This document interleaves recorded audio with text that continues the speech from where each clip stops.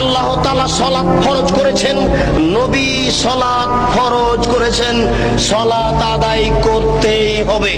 ওযু করে নামাজ পড়তে হয়, পানি পাওয়া যায় না, বিনা ওযুতেই সালাত আদায় করতে হবে।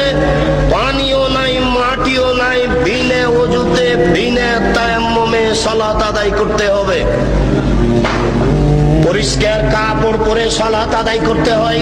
পরিষ্কার কাপড় নেই, যেই কাপড়ে পেশাব পায়খানা লেগে আছে, যে প্যান্টে পেশাব লেগে আছে, আর কোনো পরিষ্কার কাপড় নেই, এই পেশাবওয়ালা কাপড়েই সালাত আদায় করতে হবে।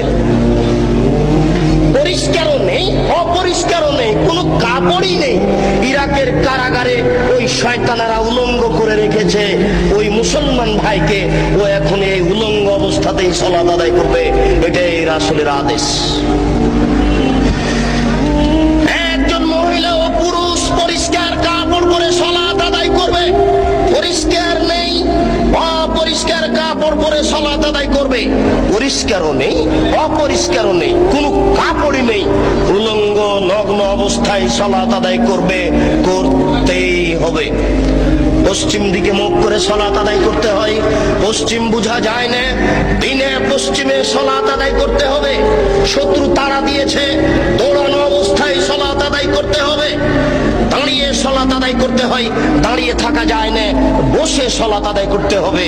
বসে থাকা যায় না, শুয়ে বিছানায় শুয়ে সালাত আদায় করতে হবে, করতেই হবে।